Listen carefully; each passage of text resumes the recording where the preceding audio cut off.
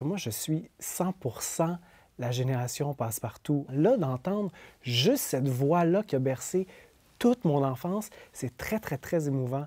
Je pensais pas que ça allait me faire cet effet-là du tout, du tout. J'ai jamais rêvé d'être une vedette, là, tu sais. Alors, cette notoriété-là, c'était plus lourd que si agréable. Quand Marie Ekel est arrivée dans notre studio pour notre rendez-vous, la première chose qu'elle a dite, c'est « Est-ce que je mérite vraiment ça, moi, un grand entretien? » Et j'en revenais pas de son affirmation parce que, ben voyons donc, vous êtes passe-partout. Il y a des générations de jeunes qui vous adorent, vous avez changé leur vie.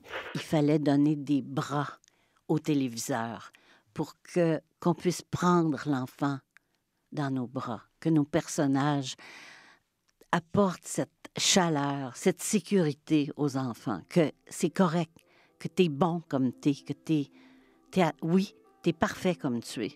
On sait tout de suite si un invité va vraiment être honnête, va vraiment être sincère. Une des premières questions, votre première expérience dans le métier, la roulotte, avec Paul Buissonneau, elle aurait pu très facilement me dire « C'était formidable, j'ai tout appris là, on faisait tout, on apprenait ci. » Non, elle a osé me dire « C'était pas facile. » À notre époque, on n'accepterait plus ça. On dénonçait pas, on pensait que c'était comme ça, que c'était normal qu'un metteur en scène, qu'un réalisateur veuille coucher avec nous, puis veuille nous engueuler, puis qu'on n'avait rien à dire. Mais moi, je le prenais pas. Et aujourd'hui, de comprendre qui était cette femme-là.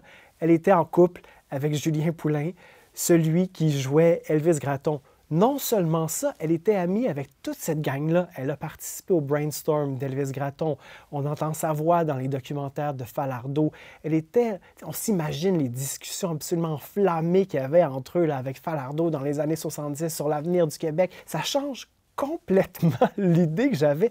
Dans les années 80, 90, vous sortez de chez vous là, pour aller à l'épicerie, pour aller au parc. Comment ça se passe? Ben, tout le monde me parle, tout le monde me reconnaît. Le samedi matin, à 7h30, il y a des enfants qui venaient sonner à ma porte pour que j'aille jouer avec eux. Est-ce que vous sortiez? Est-ce que Non. vous alliez jouer quand Non. même? Hein? Hey, mon petit gars, là, va-t'en! Souvent, c'était Julien qui répondait, puis il pensait que c'était Poulain. mon père. Ces petits enfants-là, ils pensent qu'ils vont voir Passe-Partout, puis finalement, ils voient Elvis Gratton. Je trouve ça délicieux. J'ai toujours été disponible.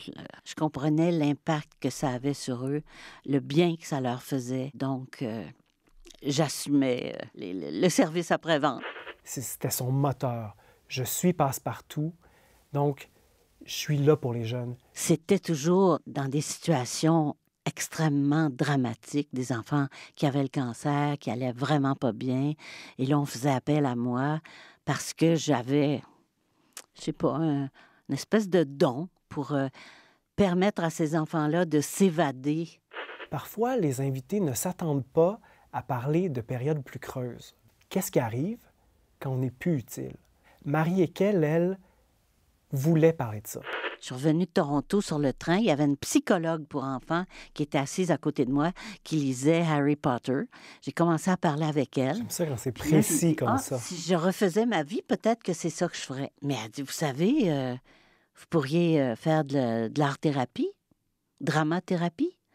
J'ai dit, ah, Mon moment préféré, moi, dans ce grand entretien-là, c'est quand elle nous parle du garçon qu'elle a accompagné avec l'art-thérapie. Un petit garçon qui se fait abuser par son père de l'âge de 6 mois à 2 ans et demi. C'est tragique.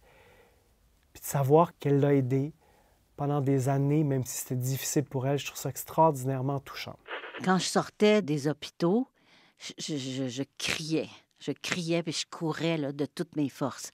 C'était ça mon plus grand défaut dans ce métier-là, c'était que je manquais de recul. Mais en même temps, les parents me disaient, ben c'est ça qu'on aime de vous, parce que on sent que vous y êtes avec tout votre cœur. Bon, mais en tout cas, c'est comme ça. Je peux pas dire que j'étais très bonne pour avoir de la distance. Ce qui fait en sorte que pour moi, ce moment-là est unique et c'est ce qu'on recherche à l'émission Les Grands Entretiens, c'est qu'on prend le temps d'aller vers leur vulnérabilité Et c'est ça la beauté avec cet entretien, selon moi, avec Marie-Équelle, c'est que oui, je vais vous le raconter comment ça s'est passé, je vais vous le raconter ces années où j'avais plus de travail, mais aussi ce moment où il s'est passé quelque chose puis j'ai senti que j'avais de l'avenir.